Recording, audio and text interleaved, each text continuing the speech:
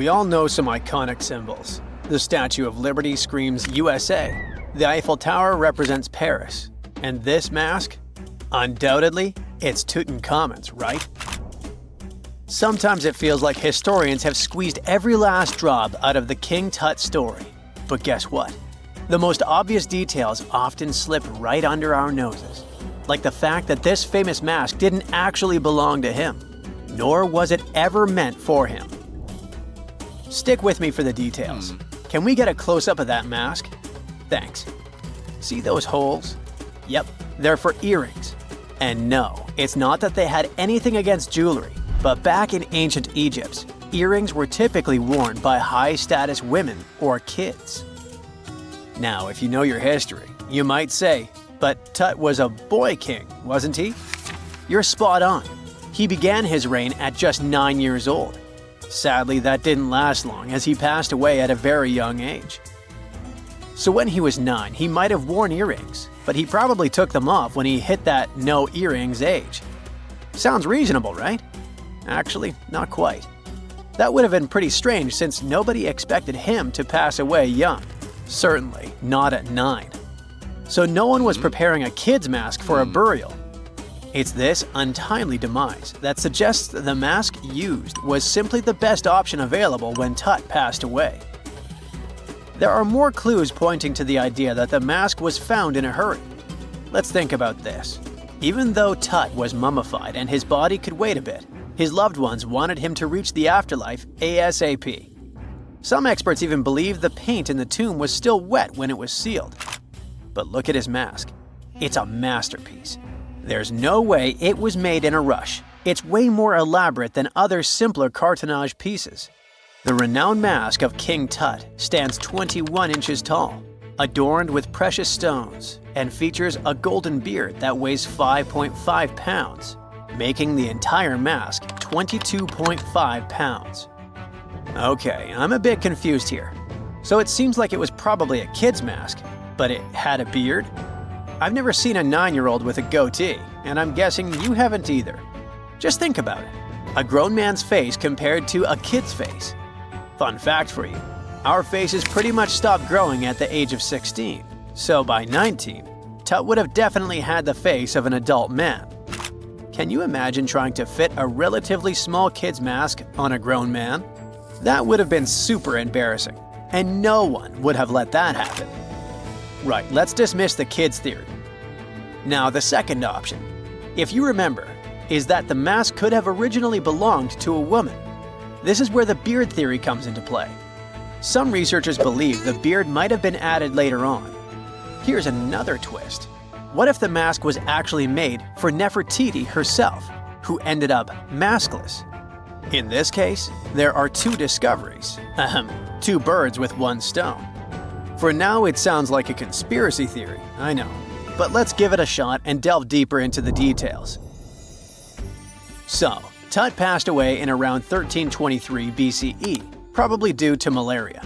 He had other health issues too, like when he broke his leg, and records suggest he wasn't in the best shape. As for Nefertiti, we have no solid data about her demise. Plus, nobody knows exactly when or where she was buried. The supposed year when she passed away is around 1330 BCE, but she could have lived longer, and the mask was intended and prepared for her. Or maybe they just took her mask right from the burial chamber. After all, they were family. Well, sort of. She was said to be his stepmom, having been married to Akhenaten, who was likely Tut's father. But this is not 100% accurate. Some scientists doubt it. Ah, these ancient Egyptian families. It's hard to keep track of who's who. I know, you're not yet convinced that Tut wore a lady's mask. Let me share one more theory with you. Meet Howard Carter, the enthusiastic archaeologist who discovered Tutankhamun's tomb. It was located in the Valley of Kings outside Luxor, and, to everyone's surprise, was nearly intact. When he entered, he noticed something odd. This didn't feel like a pharaoh's burial chamber. It was classy and all, but it had a vibe that suggested it was made for a woman. Typically, Egyptian pharaohs had larger tombs that suited them better, and even more strangely, it was oriented to the right of the entrance. This didn't add up. That orientation was typical for female chambers, which Egyptian queens used. Another red flag was that the chamber appeared to have been built in stages, and all the artifacts, around 2,000 of them, seemed hastily placed there. Even more curious, they looked like they were meant for other royals. Carter discovered this burial site in 1922, but it remained a mystery as to why it was so bizarre. Almost a century later, Nicholas Reeves thought he may have solved the puzzle. He claimed that King Tut might not have been the original resident of the tomb. Instead, he suggested that the undisturbed resting place of the legendary Queen Nefertiti could be hidden behind the walls of the boy king's burial chamber. Nicholas studied high-resolution photos for months, meticulously examining every pixel. One day, he focused on detailed scans that revealed the texture of the tomb's walls beneath layers of paint. He spotted what he believed to be outlines of two doorways that had been blocked and plastered over to hide them from view. The more he looked, the more it seemed real. Could it be a tomb within a tomb? Nicholas theorized there was a hidden storeroom behind the western wall of King Tut's tomb, and his chamber might just be the outermost section of a larger corridor-style network of rooms.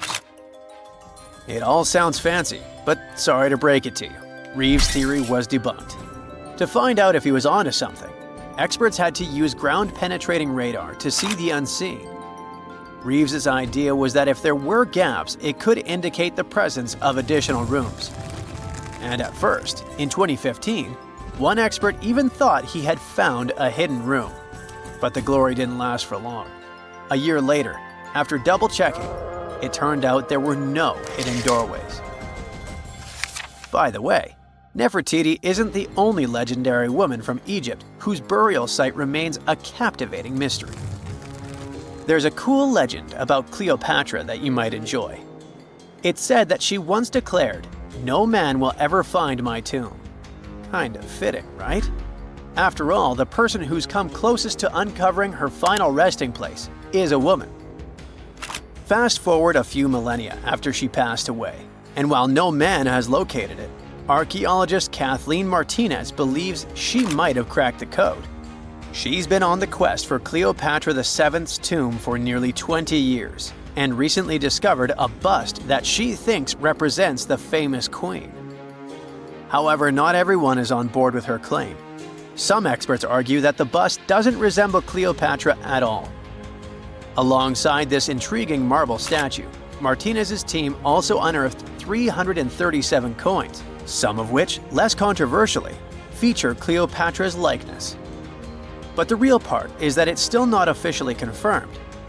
There's no doubt about the existence of the small bust. It's carved from white marble, fits in one hand, and shows a woman wearing a royal crown, according to a translated statement from the Egyptian Ministry of Tourism and Antiquities. The big question, though, is who it actually depicts. While Martinez insists this statue is a representation of Queen Cleopatra VII, many other archaeologists argue that the facial features don't match, suggesting it likely belongs to a princess instead. Sorry, I can't resist the temptation of breaking the magic for a moment. Some folks believe that the whole idea of "no man will find my tomb" is misunderstood. Even if she did say it, what she probably meant was "no living soul," and it wasn't about gender at all. It can as well be just a beautiful legend. Toodaloo! For more than 3,000 years, the gold mask of Pharaoh Tutankhamun stayed hidden in the Valley of the Kings. This artifact, which stands about 21 inches tall, shows how skilled and artistic the ancient Egyptians were. But nobody expected that X-rays would reveal its biggest secret. King Tut was the last ruler of his family during the 18th dynasty. He took the throne at just 9 years old, but ruled for only 10 years before he passed away unexpectedly. If we're being honest, back in ancient Egypt, he was mostly forgotten by the rulers who came after him. His tomb wasn't a big deal for them, so much so that even the grave robbers forgot about him. It might sound a bit sad, but the truth is that it was actually great news for us. Since his tomb was practically forgotten, it ended up being perfectly preserved. While the other tombs in the Valley of the Kings were looted, his remained sealed and untouched. So, when it was discovered back in 1922, it had over 5,000 precious objects inside. That made Tutankhamun basically an instant celebrity and one of the best-known pharaohs nowadays. Among the treasures was the most stunning piece, his golden mask. This mask is said to be an exact image of the king's face, or at least it was supposed to be, but we'll get to that later. The purpose of this accurate representation of his face was to make sure that his soul would recognize him in the afterlife and return to his mummified body. In ancient Egyptian beliefs, this would allow him to continue living in the afterlife. The details of the mask clearly looked incredibly difficult to create, but people didn't realize how complex it truly was until many years later. The first X-rays of the mask were taken in 1967. Back then, the main reason for these scans was practical – conservation. The mask was heading to Paris for an exhibition, and it was the first time it had ever left Paris. This would help them keep track of any changes during the exhibit. Plus, the images could give clues about how the mask was made. But back then, they probably didn't fully realize just how complex its construction was. I mean, Egyptian goldsmiths didn't use modern soldering techniques. So, how did they make this mask? New X-rays taken in 2007 gave us some answers. It turned out the Egyptians didn't use pure gold, which is 24 carats. The mask was actually made of 23-karat gold, meaning it was mixed with another material. So specialists discovered that the gold sheets contained a small amount of copper, a reddish-brown metal. This was likely done to make the material more flexible and easier to shape. They would then shape the gold sheets by heating and hammering them over and over again. But there was one more secret inside the mask that wasn't discovered until 2015. The year before, the staff at Cairo's Egyptian Museum were working on the mask display when the long beard of the mask accidentally got knocked off. Another theory is that the beard had become loose over time and just fell off.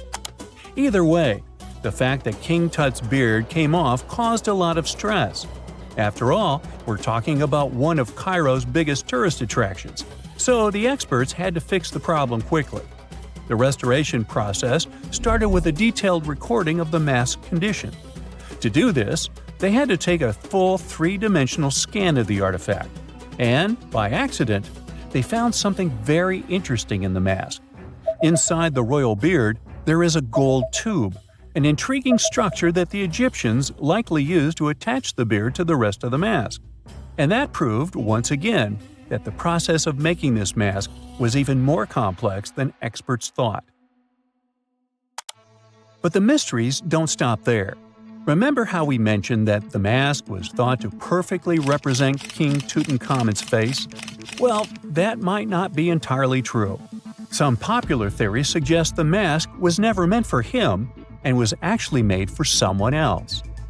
A study published in 2015 suggested the mask was originally made for a female pharaoh, his supposed stepmother, the famous and beautiful Egyptian queen Nefertiti. The biggest clue comes from an inscription on the mask. At first glance, it seemed to belong to Tutankhamun. But after a close examination, researchers noted that something else was actually written underneath King Tut's name. The royal name stamp seems to have been altered, and originally it had something written on it that translates to Queen Nefertiti. There is another feature of King Tut's golden mask that was overlooked for years, which adds even more mystery. As we mentioned earlier, experts believe he wasn't respected much by the pharaohs who came after him. And one of the clues that made archaeologists think this is the pierced ears on the mask. Some researchers believe that King Tutankhamun wouldn't have worn earrings after he was a kid. So, according to their theory, by the time he passed away at 18, he shouldn't have been represented with pierced ears. This could also support the idea that the mask originally belonged to Nefertiti, or maybe to someone who wasn't even connected to King Tut. But the mask isn't the only source of mystery. In fact, his whole tomb is full of puzzles. Recently, historians found a sign that the place where King Tut was supposed to be buried was changed at the last minute. For years, experts wonder why a pharaoh who ruled for 9 years ended up in such a simple tomb. When compared to the grandeur of other pharaohs' tombs, his tomb seemed, well, a bit plain. The idea that a king like Tutankhamun would have such an unremarkable resting place just doesn't match up with the power and importance he must have had in ancient Egypt. So, what happened? Well, apparently, this might have something to do with his successor, Pharaoh I. After King Tutankhamun passed away, researchers believe that I made sure to erase him from Egypt's history. So, one theory suggests that he was probably behind the quick decision to place King Tut's body in a smaller, less impressive tomb. When experts looked at I's own tomb, they found something interesting. There is a large wall covered in painted baboons. This is the same type of artwork found in Tutankhamun's tomb. It seems like the same person might have chosen the artwork for both tombs. Now, the design and decoration of the two tombs are almost identical, suggesting there was a shared hand behind both. But there is one key difference. I's tomb is fit for a king. It's much bigger and more impressive, even though the style and artwork are similar to what you see in Tutankhamun's tomb. So the theory suggests that I decided what went into both tombs. Since Tut passed away unexpectedly at a young age, his grand tomb wasn't finished in time. Normally, pharaohs start building their tombs while they're still alive to make sure everything is perfect. But Tut passed away when he was just 18, so there wasn't enough time. I may have taken advantage of the situation, ordering a smaller tomb for Tut and keeping a larger one for himself. Experts believe this theory explains why Tutankhamun's tomb is so simple and how I managed to wipe his memory from history so easily. But in the end, the story of King Tut's mask and tomb is full of mystery and intrigue. Each new discovery sheds more light on what really happened all those years ago. But one thing is for sure, the secrets of ancient Egypt still have much to reveal, and King Tutankhamun will continue to fascinate people for years to come. Unlike many other ancient Egyptian burial grounds, King Tutankhamun's tomb stayed hidden and free of unwanted thieves for 3,000 years. One reason was that the tomb was smaller than average and tucked away in a place called the Valley of the Kings. This area was already being extensively explored by the time they stumbled upon Tut's spot. The entrance was all covered in debris from building a nearby tomb, which must have also helped keep it a secret. There were also zero writings or signs on the outside of the tomb. Time passing also played a part in keeping it in amazing shape until the 1920s, when a man named Howard Carter finally made it in. But was Carter that big of a hero? Some recent findings say he might have been sneakier than initially thought. People used to think Carter wasn't just a glorified treasure hunter, he was a true archaeologist. Before Tut, he had been on a relentless quest for Egyptian artifacts. He discovered his interest in these unusual objects when he was a child, and soon started drawing the sculptures and inscriptions that were found in ancient tombs. After stumbling upon the remains of King Tut, Carter spent a decade recording and processing all sorts of objects, like golden thrones, chariots, and statues from Tut's tomb, shipping them down the Nile to Egypt's museum in Cairo. Well, at least that was the official story. More recent discoveries claim that not all of the objects made it to Egyptian officials. A secret letter seems to uncover Carter's little 10 for them, 1 for me policy. The letter in question was sent to Sir Alan Gardiner, a philologist and friend of Carter's, dated from 1922. In these writings, Carter mentioned having found the tomb and was asking his buddy for some advice. In another letter from 1934, Gardiner seems to be thanking Carter for an amulet, which was sent to him as a thank you gift. Carter was adamant that it didn't come from Tut's tomb, but evidently it did. Even the British director of the Egyptian Museum was onto Carter's sneaky endeavors, but couldn't prove it. He compared Gardiner's amulet to others from Tut's tomb, and lo and behold, they were a perfect match. Gardiner was so disappointed to have been put in such a sticky situation that he vented to Carter in another letter. Deciding to be a good friend, Gardner didn't throw the famous archaeologist under the bus. Instead, he advised Carter to take those stolen goods back to Cairo. Just like he'd advise you to like this video and subscribe to the Brightside channel for more amazing videos on the most unique topics in history. It's not the only shady piece of information on Carter's post-discovery behavior. In 1947, a man named Alfred Lucas, who used to work with a controversial archaeologist, gave some information in an obscure journal in Cairo. He claimed that Carter sneakily cracked open the burial chamber door himself. Then he sealed it back up like nothing had happened before the official uncovering. Now, why would he do that? Well, the same theory suggests that Carter and his crew might have entered the tomb early so they could get their hands on some ancient goodies. Obviously, these people couldn't risk having such objects sold while they were still alive, but made sure they were auctioned off after they passed. Carter, though, never confessed to anything. He made no official denial either. But the Egyptian government couldn't risk any more mysterious disappearances, so they prohibited him from entering the tomb for a while. Some have connected this apparent stealing to the curse of King Tut. If you've never heard of it, know that it became quite the scary tale soon after King Tutankhamun's resting place was uncovered. It claimed that anyone messing with the tomb of the boy pharaoh would face some serious bad luck. It's not all dramatic like a mummy going on an aggressive spree, but word got out that the people involved in disturbing King Tut's lair met some mysterious, untimely ends. The main untimely passing related to this supposed curse is that of George Herbert, the 5th Earl of Carnarvon. He was this British aristocrat who helped fund the search for the tomb. He passed away just a year after the tomb was opened. Now, people love to call it mysterious, but it turns out that Herbert was already in pretty bad shape health-wise when he got to Cairo, and he ended up getting taken down by a regular disease. Now, let's talk numbers. There were a lot of people linked to this tomb opening – security guards, archaeologists, and supporting staff. And sure, a few of them did pass not long after the tomb started receiving visitors. As much as we'd like this curse to be true for the sake of, good storytelling, statistically, if you have a bunch of people connected to opening a tomb, you'd expect some passings just by random chance.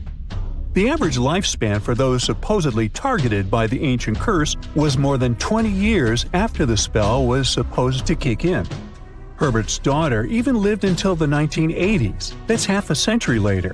And Howard Carter himself lived until 1935, a solid 16 years after the big reveal. Some have suggested that the whole curse was nothing more than a careful PR strategy. You see, when Tut's tomb was found, Howard Carter wanted to make a priority out of keeping nosy reporters away. So he might have come up with a curse hanging over anyone entering the boy king's resting place. But what was stolen from King Tut's tomb anyway? Well, some jewelry to begin with. It might have been snatched by Howard Carter himself, according to a French specialist. He did some intensive research by looking at old pictures taken from inside the tomb back in the 1920s. He compared those images to various objects from museums and auction houses. He soon started to piece together the whereabouts of some of Tut's jewelry. First up, there's this collar that used to be on Tut's chest. It was all broken into pieces, and some parts went via Carter to the Nelson Atkins Museum in Missouri. Meanwhile, other bits ended up on a necklace owned by some unnamed people who tried to sell it in 2015 but failed. Even the Nelson Atkins Museum agrees, as they've confirmed the information on their website. Then there's a headdress piece. Some beads from it that once belonged to Tut apparently got stolen by Carter too. They were also strung into a necklace and are now being held at the St. Louis Art Museum. Another fancy collar made out of glazed ceramic magic spent some time at the Met, far away in New York. Thankfully, it was sent back to Egypt a bit over a decade ago. This seems to have been, as you'd expect by now, also stolen by Carter. Missing artifacts aside, King Tut still gave a ton of amazing objects that helped us learn more about this incredible ancient culture. starting with the famous burial mask. It's this massive 21-inch gold art piece with semi-precious stones and glass paste. It weighs 22 pounds and showcases the boy pharaoh with a long beard and a headdress with a cobra and vulture. On the back, there's this spell from an important ancient Egyptian spiritual book that's supposed to make sure it works just as well in the afterlife. Tut was also apparently a board game enthusiast. They found 4 board games in his tomb, some made of ivory. Archaeologists also found a pair of gold sandals, though you'd imagine they were more for show than for comfort. In fact, the pharaoh probably never wore them in his lifetime. Now, speaking of fashion items, it turns out Tut was quite the fancy ruler. They even found a mannequin in his tomb that was used to pick out, adjust, and store his outfits and jewelry. The boy king seemed to have also enjoyed some music, based on the 2 trumpets historians found in his tomb. Though they were played back in 1935 in a BBC broadcast, the instruments are today considered too fragile to be maneuvered. Egyptian archaeologists made an extraordinary discovery near Cairo just recently. Drumroll, please. The most ancient and most complete mummy yet discovered in the country. Yes, they were keeping it under wraps. The 4,300-year-old mummy was found in a group of tombs close to the Step Pyramid of Djoser, dating back to the Egyptian Old Kingdom. It was covered in layers of gold. The team also found several other tombs, including one belonging to an ancient Egyptian official and another belonging to a secret keeper who had the power to perform special ceremonies. Another interesting tomb was that of a writer, which featured the largest statues ever found in the area. This vast burial site is also home to more than a dozen pyramids and resting grounds.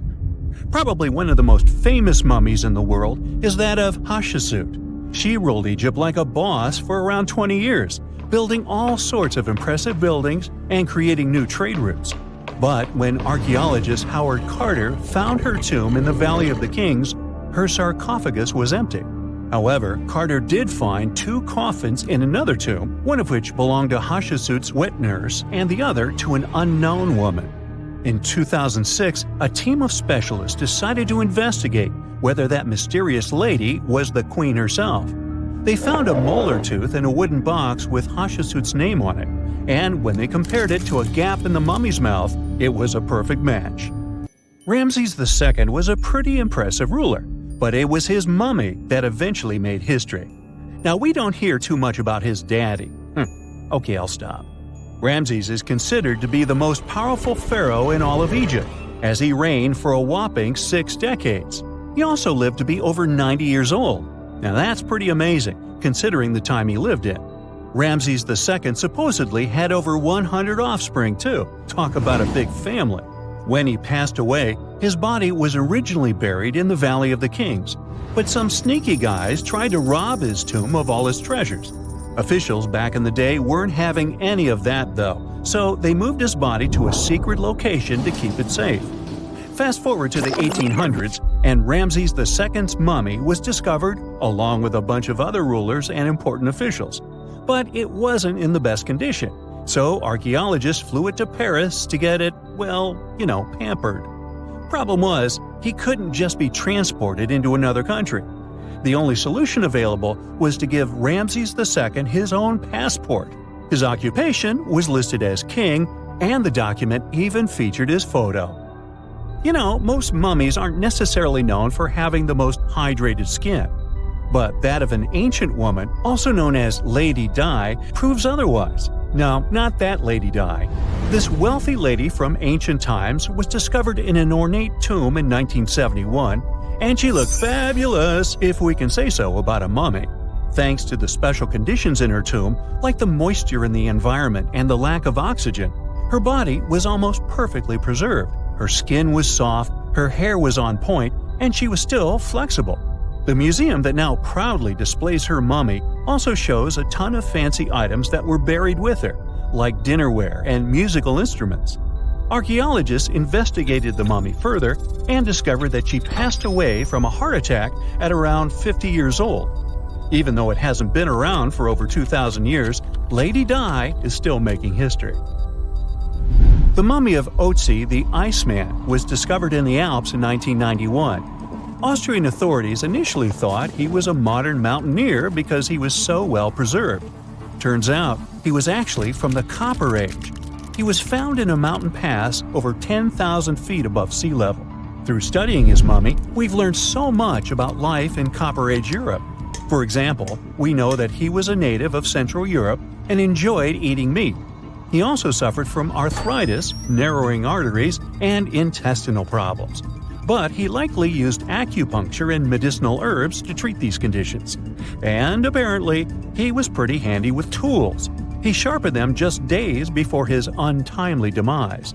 Who knows if he was expecting trouble or just getting ready for some routine work. Now, King Tut and his story is most likely the one that made all mummies famous. This pharaoh passed away at the young age of 19, more than 3,000 years ago. But his mummy is still one of the most well-known in the world. When his tomb was opened in 1922, people went wild because it was still intact, unlike many other royal tombs. It had some seriously blinged-out coffins, including one made of solid gold. Not only did Tut's tomb give us a glimpse into ancient Egyptian history, but his mummy also taught us a lot about the time he lived in. DNA analysis helped identify his parents and revealed that the pharaoh had a rare bone disorder that might have made walking a bit tough. Now, Ginger is most likely one of the coolest mummies you'll ever hear about. He's like a time traveler from 5,000 years ago who's still looking fly with his golden hair and perfectly preserved nails. Ginger was discovered in Egypt and is believed to be the earliest known mummified body. Before people even knew about mummification, they used to place bodies in shallow graves in the hot, dry sand. And since the sand absorbed all the water, bacteria couldn't reproduce and the body was preserved naturally. Now, scientists are not sure if Ginger's preservation was intentional or not, but since he was buried with some pottery vessels, it's likely that whoever buried him knew some serious preservation techniques. If you want to meet Ginger in person, he's currently chilling at the British Museum. One Dutch art collector bought a statue from Asia and ended up finding a weird discovery. The statue contained a mummy hidden inside. Unfortunately, the body was too fragile to move, so they had to leave it there. The coolest part is that this mummy is over 1,000 years old and was on display for 200 years before being encased in the statue. When scientists did a CT scan, they found out that the mummy was filled with paper scraps covered in writings. Experts think he might have done this thing called self-mummification, which is a pretty intense process involving a special diet and tea that makes your body less prone to bacteria. Only a few people could handle this ritual, and those who managed to do that were seriously respected. No other Egyptian queen has baffled scientists and historians like the stunning Nefertiti. Based on her statues, she was known for her slender neck, wide eyes, and high cheekbones. Her name translates to "the beautiful woman has come." Talk about living up to your name, huh? Even though she wasn't a pharaoh herself, Nefertiti still managed to leave a lasting impression. Written records suggest that, as a wife and queen, she held an incredibly influential role. Because of her power, she was indeed admired, but she also managed to make quite a lot of enemies throughout her life. She was also related to King Tut, but not biologically. Rather, she was his stepmother. So far, locals have yet to identify her mummy, but that may soon change. A local Egyptologist who has been busy excavating tombs in the Valley of the Kings has found two mummies that he believes could be Nefertiti and her daughter. According to specialists, we may soon finally get a definitive answer about the identity of these two mummies. And if one of them does turn out to be Nefertiti, we could be in for a real treat. DNA analysis and CT scans of the mummy could give us the most complete and accurate image of the queen that we've ever seen. It's crazy to think that we've only scratched the surface of what lies beneath modern-day Egypt. Nefertiti ruled during a time of great power and prosperity in Egypt, but unfortunately passed away in a period of social turmoil, leading to her gravesite being lost. Now, where's my mummy? If someone finally invents time travel and you hop on a trip to the past, you won't recognize many of the things you know and love today. The Statue of Liberty and the Egyptian pyramids, some basic gadgets like the remote control and your laptop, and even the corn you have for lunch have all changed beyond recognition. When the pyramids were originally built in ancient Egypt and Giza and other places, they didn't look sandy brown at all. All of them were covered with white limestone. If you had seen them under the hot African sun, you'd have to look away. That's how smooth and shiny they were. Builders used around 6 million tons of this material for the Great Pyramid of Giza alone. It's the largest one you can still see on your trip to Egypt. The local rules were quite a thrifty crowd, and they reused some of the casing stones for other construction projects. A massive earthquake in the 14th century has also loosened some of the stones, so you won't see a lot of limestone, but some of it is still there, on top of the Pyramid of Khafre in Giza. It looks like it has a second peak on top of the first. In ancient times, all pyramids used to have capstones called pyramidions, covered in a mix of gold and silver. Most of them have been lost over the centuries, but you can still see a few of them at museums. They show images of Egyptian deities. The pyramids were probably modeled after a sacred pointed stone, the benben. It represented the rays of the sun. Now, lifting heavy rocks wasn't so simple without the tech we have today. I guess you'll agree with me if you helped your friends move at least once, and they made you carry the couch. But those smart Egyptians of the past thought of that and chose the pyramid shape. It lets the weight distribute evenly throughout the whole thing. The Statue of Liberty has also had a major makeover since it was first unveiled in 1886. Believe it or not, it used to be a shiny brown color, just like a penny. 20 years later, it changed its color to green. It wasn't a fashion statement, but a chemical reaction. The statue is covered with hundreds of thin copper sheets. When copper reacts with air, it naturally forms a protective layer called verdigris. This layer protects what's under it from corrosion, and that's why statues and other things made of copper, brass, and bronze can last so long. When Lady Liberty first turned green, people in authority decided it would be a good idea to paint it all over. It was way before social media, so you couldn't just drop an angry comment under the post describing the idea. But they wrote about it in the local newspapers, and the public didn't love the idea. Then the Times interviewed a copper and bronze manufacturer, and he confirmed they shouldn't repaint it, because removing the protective layer would mean destroying the statue. Over the years, people have suggested painting Lady Liberty several times, but no one has ever done it. I don't know about you, but I can't imagine that lady in any other color, so I guess it's for the better. You love bananas as much as I do? Next time you enjoy a juicy soft one, remember you gotta thank selective breeding for that texture. The original wild bananas had many large, hard seeds and not so much delicious pulp. And hey, who doesn't like a sugary watermelon? It has a history of over 5,000 years, and it used to have bitter, yellowish white flesh and was really tricky to open. Selective breeding saved the day again, and watermelons got way sweeter. Japanese scientists went further and invented the seedless version. Corn's grandmother is a Mexican grass called teosinte. The kernels in this grass were small and hard to get. Farmers from many thousands of years ago saved the seeds only of those plants that were larger or tastier, or with kernels that were easier to grind. Thanks, my friends, for giving us the corn that's edible and even delicious. And just imagine, wild avocados were so small that they could easily fit in the palm of your hand. The pit in them was so large you wouldn't find much edible material inside. They also had a much harder shell than the ones we're used to.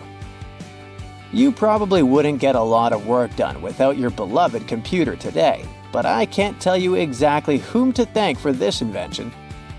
The ABC from 1942 is one of the contendants for the title of the first computer. It's short for the Atanasoff Berry computer, named after its inventors at Iowa State University. The ABC weighed over 700 pounds. Yep, yours must be way lighter than that.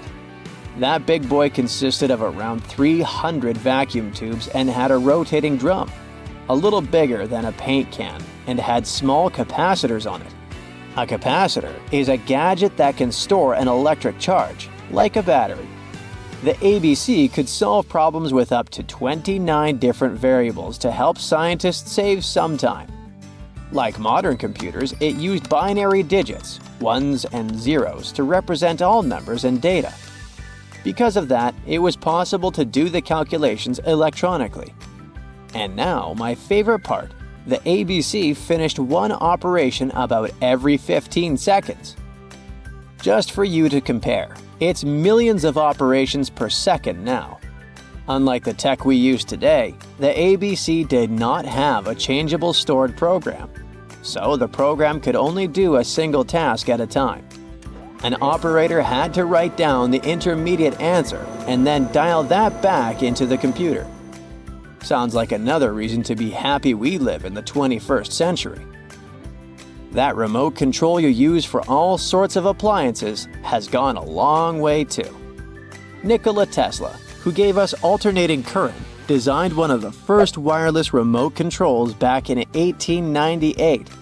He named his invention teleautomation and demonstrated it on a miniature boat controlled by radio waves. The boat had a little metal antenna attached to it. Tesla sent signals to the boat using a box with a lever and a telegraph key, which was his version of a remote control. Those signals set electrical contacts on the boat into motion and moved the rudder and the propeller, and Tesla was controlling the boat. The concept of the remote control soon spread to other gadgets. The first television remote control followed in 1950. It was designed by the Zenith Radio Corporation, called LazyBone. Don't take it personally, please. This LazyBone had a massive cable that was attached to the TV set, and those who tried it didn't fall in love with the invention because they tripped over that cord. I feel your pain, my friends. If you live or work on one of the top floors, you gotta love this one. Meet the first passenger elevator. It traveled at the speed of 40 feet per minute. Not the fastest, I know, compared to today's record, which is 40 feet per second. But hey, it was built back in 1857 in New York and was more of a tourist attraction than a necessity. The elevator had a steam engine hidden in the basement of a 5-story building. 3 years later, they shut it down because the public didn't appreciate it.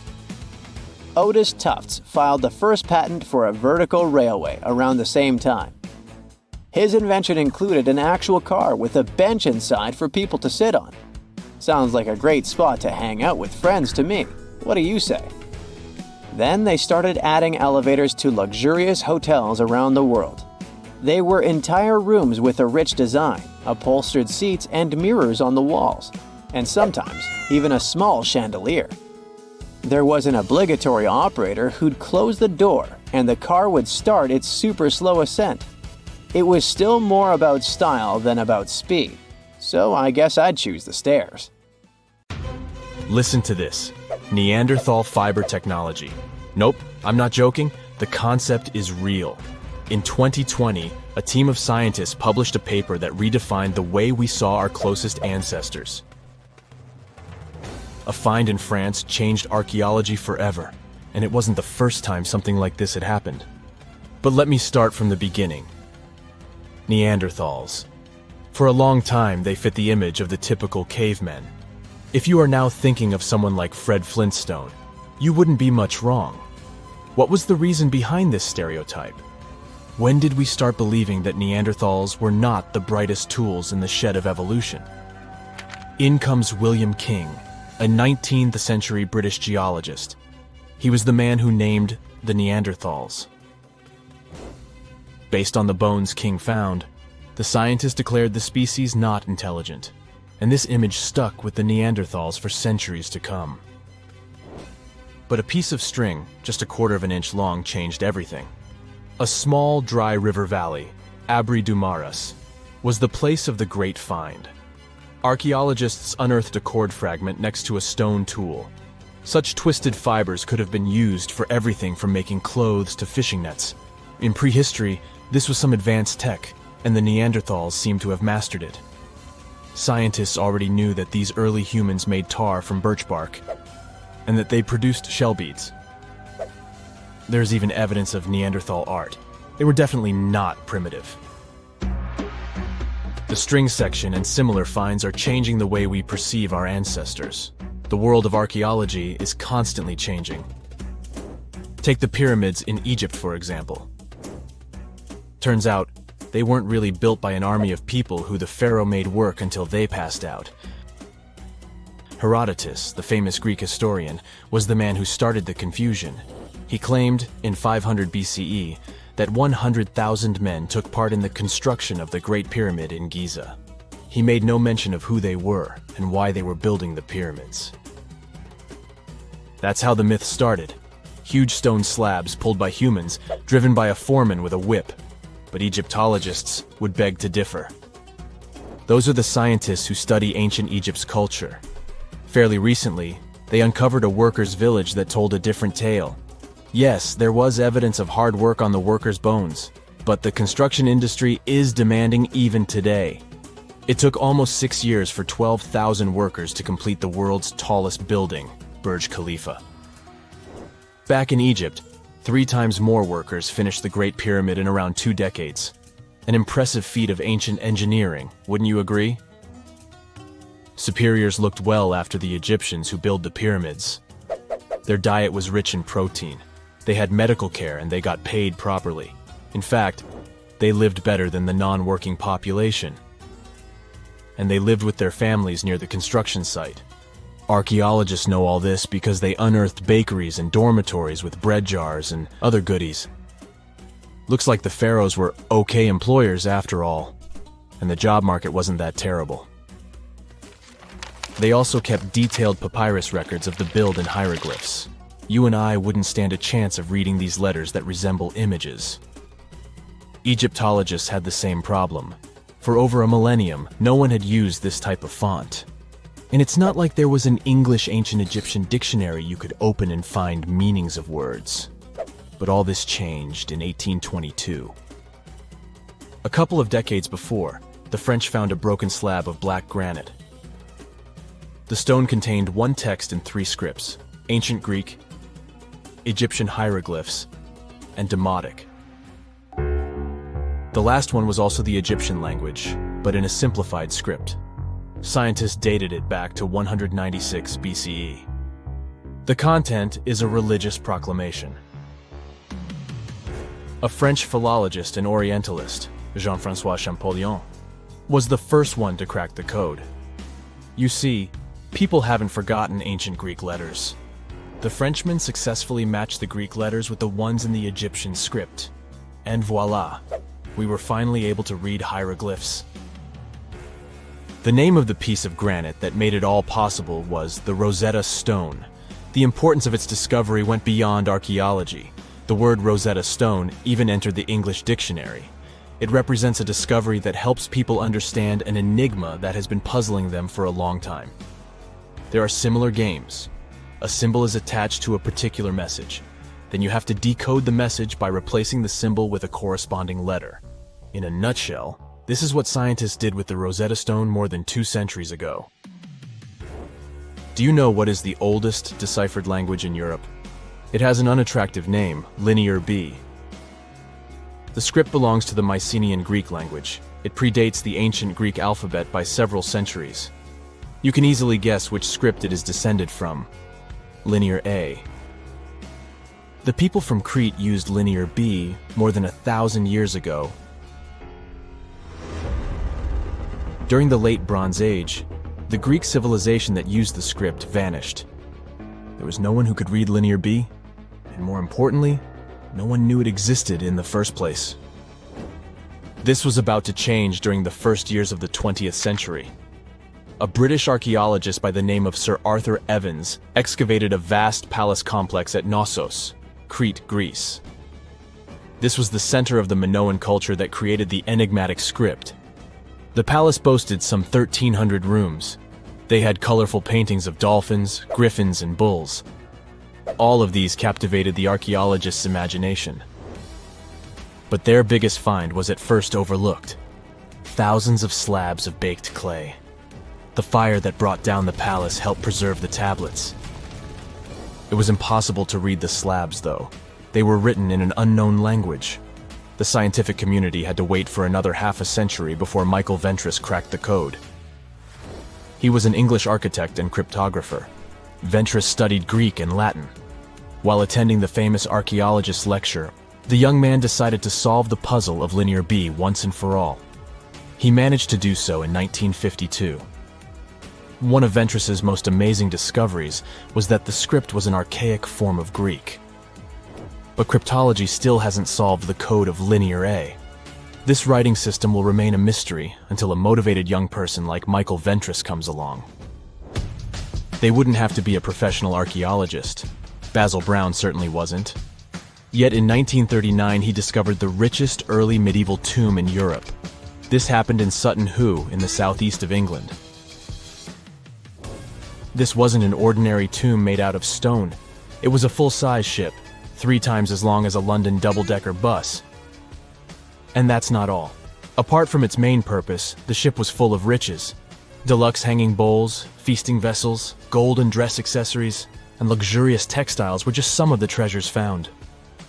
Archaeologists were also amazed by the silverware from distant Byzantium. You probably know this city as Istanbul, Turkey. Even in our age, it's several days' drive from Sutton Hoo. Just imagine how much time and money it cost to import a silver plate in the 7th century. That's when the ship went down, according to archaeologists. The English couldn't have done it. At that time, there was no England.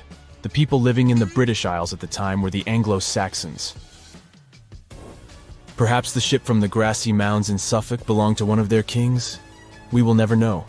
The local acidic soil did away with any possible evidence, or no one laid there in the first place.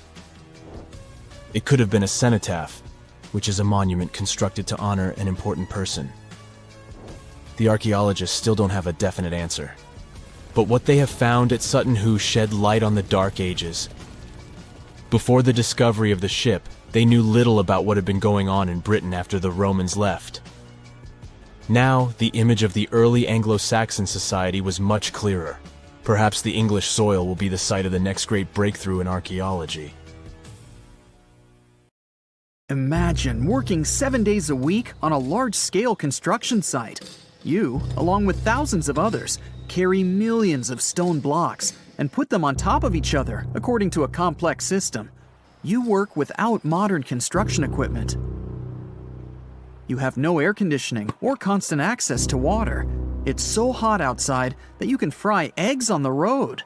You've been building the pyramid for decades, and now, when it's finally done, you enjoy the result of the colossal work of thousands of people.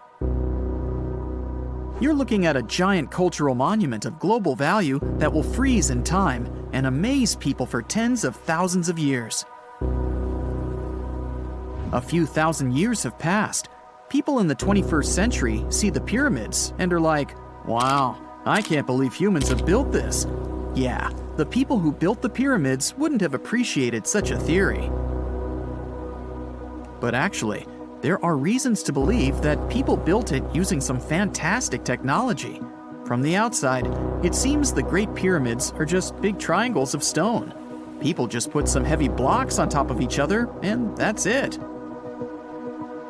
In fact, the design seems too perfect to be true. The pyramid consists of more than 2 million blocks. They lay so close to each other and are so even that you couldn't squeeze even a thin sheet of paper between them. Scientists still can't figure out the exact technology for building the Egyptian pyramids. One of the biggest and most famous is the Great Pyramid of Giza. This huge construction, well known all over the world, has one big secret. There should be a capstone on top of the pyramid. It's a triangular-shaped stone block, a small pyramid on top of a huge one. It's also called a pyramidion. The builders of ancient Egypt made it out of granite and limestone and covered it with gold. No records or old drawings prove that there was a pyramidion at the top of the Great Pyramid of Giza. But there's another ancient Egyptian structure with such a triangle, the Red Pyramid. It was built before the Great One, and its capstone has survived to this day. Archaeologists have found and reconstructed it. But where could the capstone of the Great Pyramid be? It's a mystery that still has no answer. Some are sure that some thieves have stolen it from the top. Maybe they just climbed up and pushed the pyramidion down. It makes perfect sense. The capstone was probably the most valuable element of the pyramid. Many scientists and archaeologists still don't know its exact purpose. Some believe that this peak covered with gold glorified the pharaohs. The capstone reflected moonlight at night and illuminated the entire space around it. During the day, the capstone reflected sunlight with its shiny surface. You could have noticed it from afar. The top of the pyramid was a kind of guiding star for lost travelers. All other stone blocks of the pyramid consist of limestone. People polished them to make them look shiny. In the past, they were even glowing and reflected light. You could see glowing pyramids from space, although they looked like tiny lights.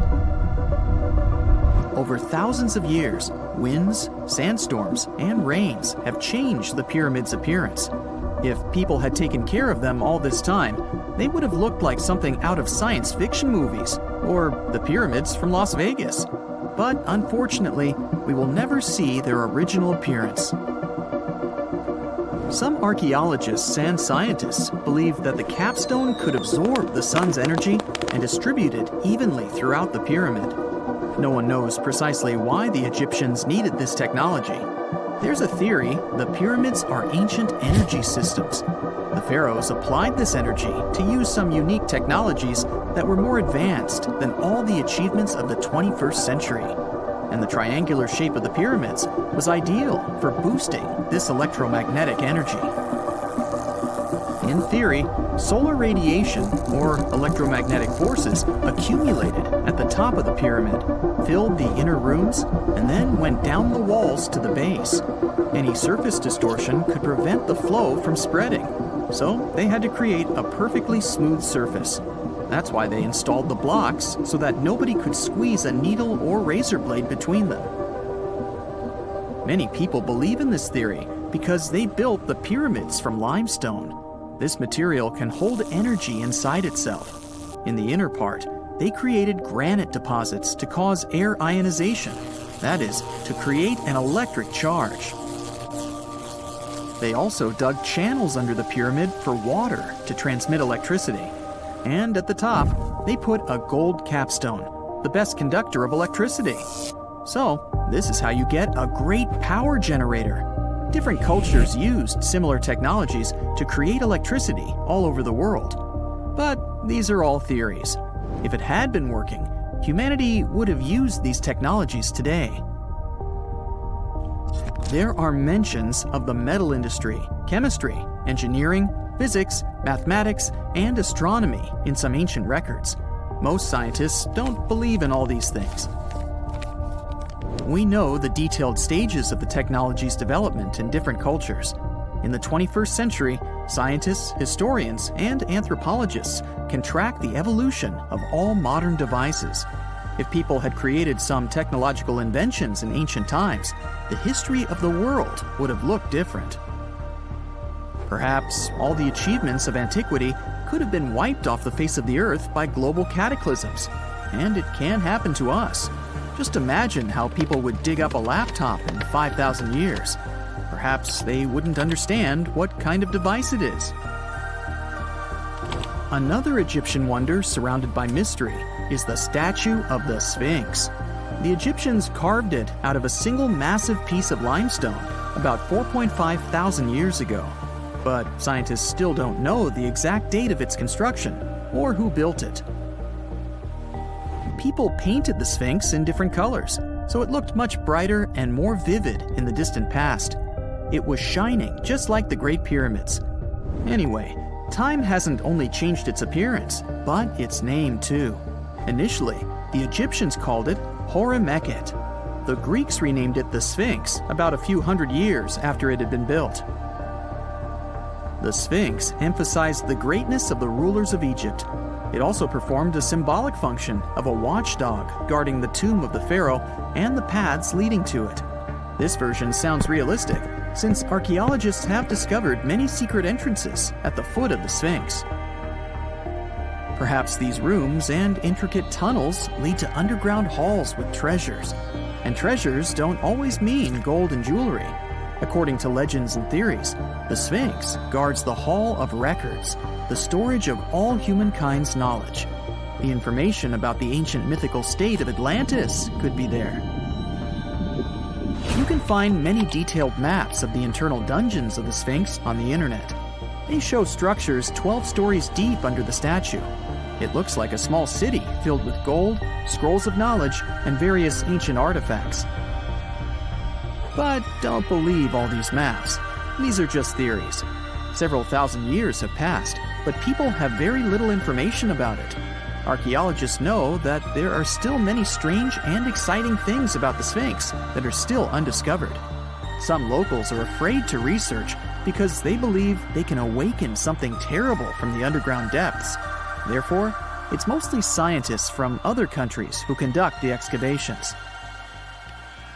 In 1998, scientists discovered strange tunnels leading to empty rooms under the Sphinx.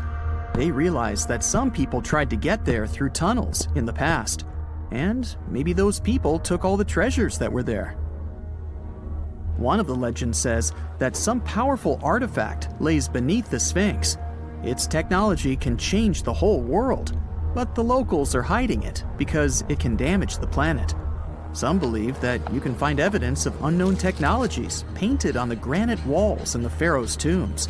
But most likely, these paintings and signs tell us the myths and legends of ancient Egypt. But what if Egyptian symbols and drawings are detailed instructions for using ancient technologies? What if the locals that lived at that time thought, people in the future won't be able to get energy themselves. Let's leave some detailed instructions for them. Anyway, there are many riddles and theories. In reality, the search for answers is a dangerous undertaking, since it's not easy to get into the underground halls. Excavations can ruin the structure of the entire Sphinx. Any person inside the tunnels may get lost and never be able to find their way back. Besides, it costs a lot of money. Now, what would be awesome is if people could invent some device that could scan underground areas and show their detailed models. It's 1898, and you're taking part in excavations in Saqqara. This place, not far away from Cairo, is full of ancient tombs and pyramids. You're in your Indiana Jones mood and hope to find something really phenomenal to become famous. Gold, manuscripts, treasure maps, mummies of famous pharaohs. Wait, a wooden bird? You're really disappointed as it looks like a regular toy. An old one, but still. Little do you know that years later, someone would propose that your bird was actually an ancient monoplane. So the artifact, nicknamed the Saqqara bird, is made of a sycamore tree. The birdie has a wingspan of just 7 inches and weighs around 40 grams. A perfect original souvenir from Egypt, I would say. It's over 2,000 years old and looks pretty plain, without any carvings of feathers or other intricate ornaments. It has a beak and eyes though, which makes our find look like a hawk, the emblem of the deity Horus. Its tail is rather unusual as it's squared, looks weirdly upright, and it seems like the sunken part of it was the place for a now missing piece. Humans love solving a good mystery, so there have been several attempts to explain the use of the birdie. First, quite simply, is that it was a ceremonial object. The second idea is that it was a toy for a child from some well-off family. It could have been some sort of boomerang, which was a popular concept in ancient Egypt. Then there was a theory that the bird had been used as a weather vane. But this one has been debunked as the figure doesn't have any holes or markings, except for the one made at the museum in Cairo to fix the exhibit on a stick. So there was no way to hang it in the past. Almost a century after the bird was found, Egyptologist Dr. Khalil Masiha proposed a new theory that it could have been a model of a monoplane. He believed the bird was missing a horizontal tailplane.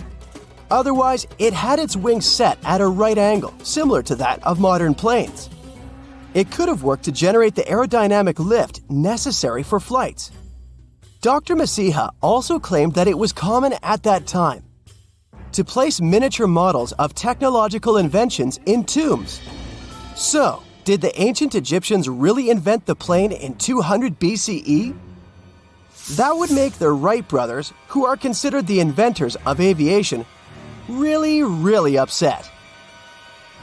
They made one of their first flights only in 1903. There's just one way to know for sure, and that is to test the model. But you know, the ancient museum in Cairo would unlikely let one of their cherished exhibits fly around like a toy. That's why glider designer Martin Gregory built a similar model, this time of balsa wood, and concluded that even with the missing tailplane, the plane wasn't much of a flyer. Case solved? Not really. This didn't sound convincing enough to the History Channel, so they invited an aerodynamics expert to build another replica of the bird. He tested it in weather conditions similar to those in Egypt and was impressed with the little plane's abilities. So, if they did invent the prototype of a plane back in the times of pharaohs, it would be a good example of an oopart. That's an out-of-place artifact, an object that's way ahead of its time in terms of technology or history. And the Saqqara bird isn't the only example of such a revolutionary concept. In 1901, a group of divers retrieved the Antikythera mechanism from an underwater shipwreck near the Greek island of Antikythera. It's been dubbed the world's first analog computer, and it's currently dated around 100 BCE. The bronze mechanism could tell the position of the sun, moon, planets, and stars, as well as the lunar phase, the dates of upcoming solar eclipses, and even the speed at which the moon moves through the sky. No one's sure who used it and how or where it was made. But it's obvious that it's extremely precise and way too advanced for its time. The first flushing toilets in the world were invented in the middle of the 20th century. Just kidding. The ancient Minoans on the Mediterranean island of Crete and the Indus Valley civilization both came up with this brilliant invention at the same time, around 4,000 years ago. The plumbing and sanitation were so well done that no one managed to design anything better until 2,000 years later. One ancient Minoan lavatory was discovered at the Palace of Knossos. It looks like it had a wooden seat set over a tunnel that directed water from a rooftop reservoir to an underground sewer. Other varieties got water from jugs. Only the super rich people could afford all this glory. So if you wanted to shop for real estate back then, the flushing toilet would be a telltale sign you were in the rich neighborhood. Automated doors became a cool, seemingly new invention back in 1931. But the technology behind them is actually much older. Think the 1st century CE old. Mathematician and engineer Heron of Alexandria came up with a hydraulic system to open and close temple doors. To bring it into action, you need to light a fire to produce heat. There was a brass pot under the fire, half filled with water. The inventor connected the brass pot to containers that acted as weights. When the fire was burning, the water moved into the containers. They went down and pulled the ropes. It was nothing like a supermarket door that opens in front of you before you even have time to think. Heron's door took hours to open, and there was no way to stop the process. That's why they only opened the doors once a day before people entered the temple, to add some mysticism at the temple during ceremonies. Spooky. Looks like the first ever battery was invented in Baghdad around 2,000 years ago. A German archaeologist found this oval-shaped clay jar in 1938. Scientists are still not sure what purpose it served and who exactly invented it. There is a theory that it was used for electroplating objects with precious metals. When they filled it with a weak acid like vinegar, the battery produced around 1 volt of electricity. Another theory says it was a vessel for sacred scrolls. Would you like to buy contact lenses designed by Leonardo da Vinci himself? In 1508, he invented a glass lens with a funnel on one side. You were supposed to wear it with water inside to improve your vision. Sounds a bit uncomfortable, doesn't it? So, around a century later, French scientist René Descartes decided to improve the idea and make the cornea contact the future lenses. Contacts because they contact your eyes, get it? The glass tube with liquid did help improve vision, but blinking was sadly impossible. 2.5 centuries later, new technologies in the glass industry let scientists design contacts that would fit in the eye and even let the wearer blink. Thanks, guys! Still, those lenses were made of heavy blown glass and didn't let the eye breathe. About 50 years later, contacts became plastic, lightweight, unbreakable, and scratch-resistant, but still covering the entire eye. And then, in 1948, an English optical technician accidentally sanded down a plastic lens and figured out they'd still be in place even if they covered only the cornea.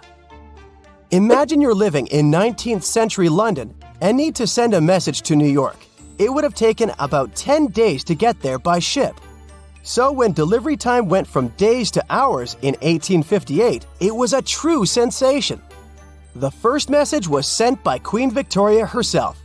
It was all made possible thanks to the transatlantic telegraph cable, running under the ocean. Sadly, the new cool invention only lasted a few weeks. It took years to bring it back to life. Most people know that pyramids were built as grand tombs for the pharaohs, designed to ensure they had a smooth journey to the afterlife. The Great Pyramid of Giza, for instance, was constructed for the pharaoh Khufu. But what most people don't know is that this whole pyramid building trend started right here with the step pyramid of Djoser about 4,700 years ago. This massive structure was built for Pharaoh Djoser, a ruler from Egypt's 3rd dynasty. It rises 7 layers high above the ground and stands about 200 feet tall.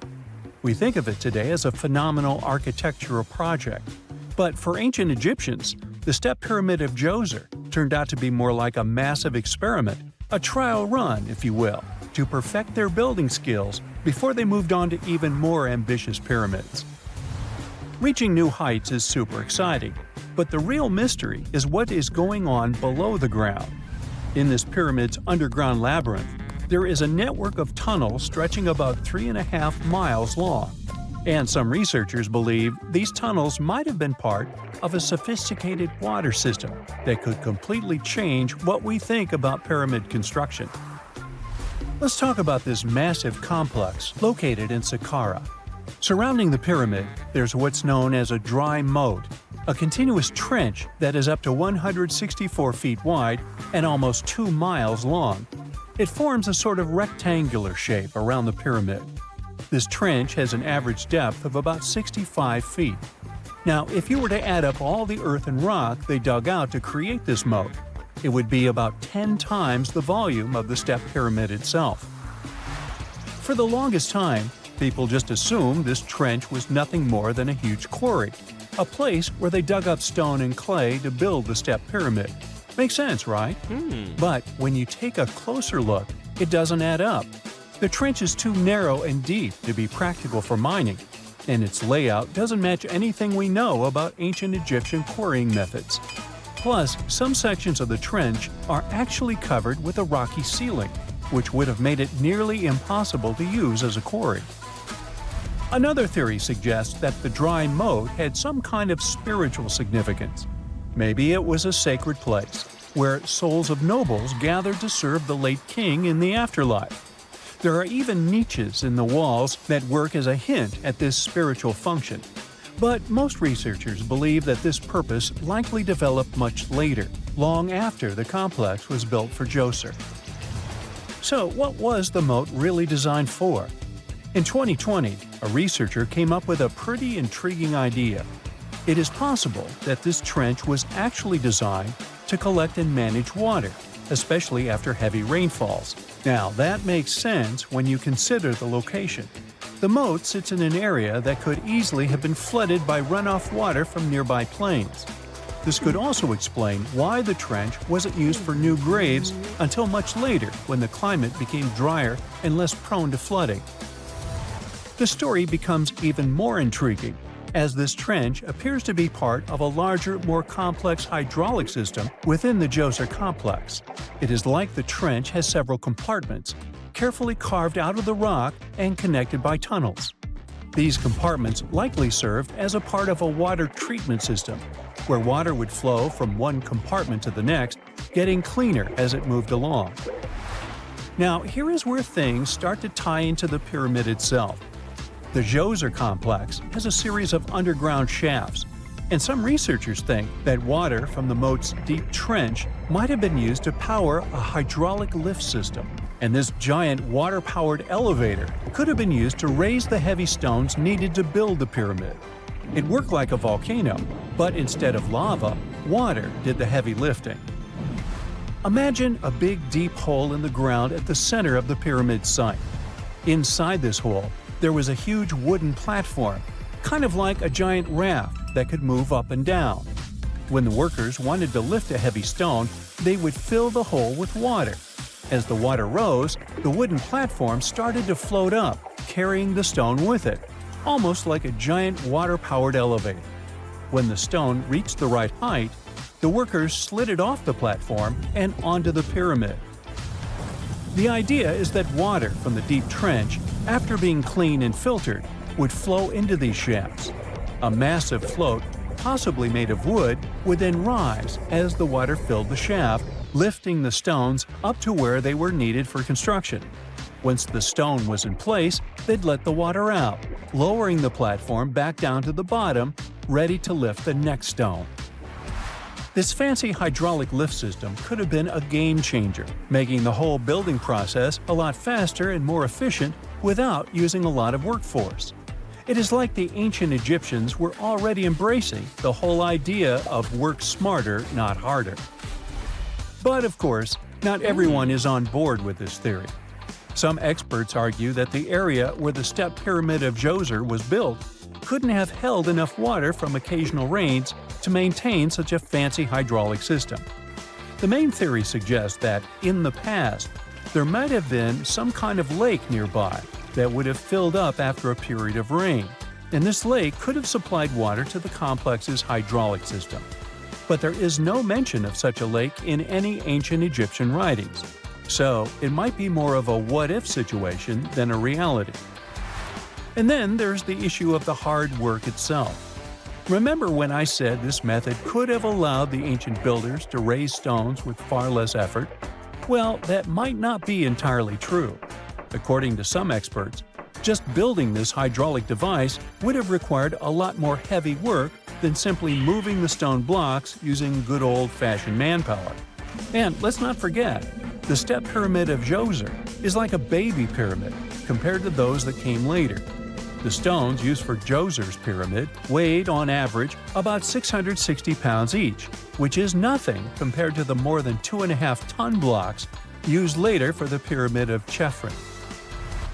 If this cool water lift theory gets completely ruled out, we still need to explain how this pyramid was built in the first place. To answer that, we need to rewind a bit and talk about the original plans. See, before Djoser's tomb became a pyramid, the idea was to construct a simple mastaba. This type of tomb was pretty common in earlier periods, a flat-roofed, rectangular structure with sloping sides. But after the original mastaba was finished, they decided to expand it a bit by adding more layers on top.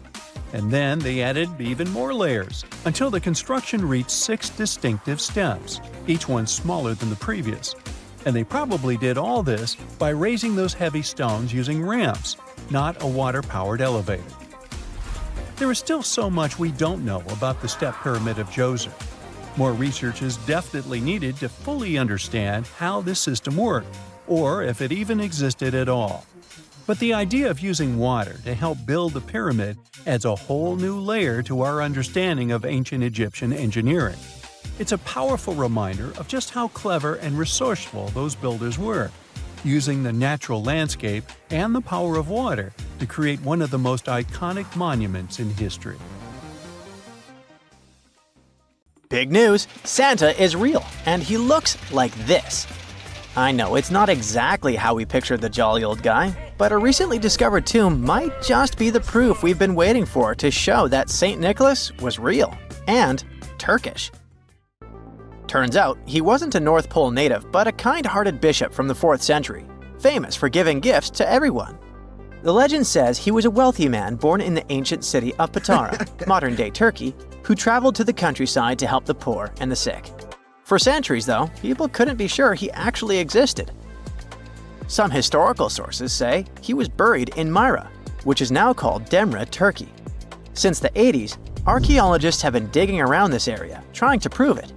And now, their Christmas miracle has finally come true. After digging 6 feet deep in an annex of St. Nicholas's church, they uncovered a mysterious limestone tomb, about 2 meters long. While they're pretty sure this is St. Nick's final resting place, they're still searching for an inscription to confirm its exact age. Now, if we're talking about the fictional Santa Claus, legend says his home is in Lapland, Finland. Back in 2018, archaeologists made an interesting discovery that could finally prove that Santa was real. They were digging at a site called Tiny Aro when they stumbled upon about 200 burial pits. But when they looked inside, there was definitely no sign of Santa. Actually, there were no human skeletons at all, just a bunch of things like pottery and animal bones. So no one really knows what this place was. That was the complete opposite of what happened with a group of archaeologists working in the ancient city of Petra, Jordan. Since 2003, there have been rumors about hidden chambers beneath the famous monument called Al-Khazneh, also known as the Treasury. 21 years later, a team finally decided to dig and uncovered an intact tomb. Inside, they found at least 12 human skeletons and artifacts estimated to be over 2,000 years old. Hundreds of thousands of tourists travel to Al-Khazneh every year, and most of them probably go there to see the site of the Holy Grail in the movie Indiana Jones and the Last Crusade. So, do you want to know the funny part? One of the skeletons in the tomb was clutching a ceramic chalice that looked a lot like the Holy Grail. You probably remember the devastating fire that caused massive damage to Notre Dame in Paris back in 2019. Because of that, the building, originally built between the 12th and 13th centuries, had to be restructured. But archaeologists saw it as a golden opportunity to dig into the site and uncover its hidden secrets. The team was only allowed to dig about 16 inches beneath the floor, but that was enough. As soon as they removed the floor tiles and cleared away a thin layer of dirt, they spotted the top of a lead coffin. Then, they found some limestone sculptures, including life-sized heads and torsos. Altogether, they uncovered over 1,000 fragments of different works of art. Ancient statues have been found in the most random places, including a sewer. In July 2024, Bulgarian archaeologists were checking a Roman sewer in the ancient city of Heraklia Sintika when they found a nearly 7-foot-tall marble statue of Hermes, the Greek messenger deity. This town was completely devastated and abandoned after 2 earthquakes, one in the year 388 and the other in the year 425.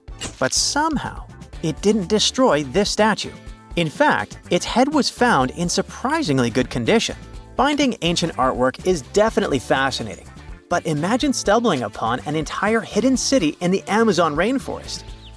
Using high-tech lasers, researchers uncovered a lost civilization with thousands of structures and a whole network of roads, canals, and houses, all buried beneath the dense jungle.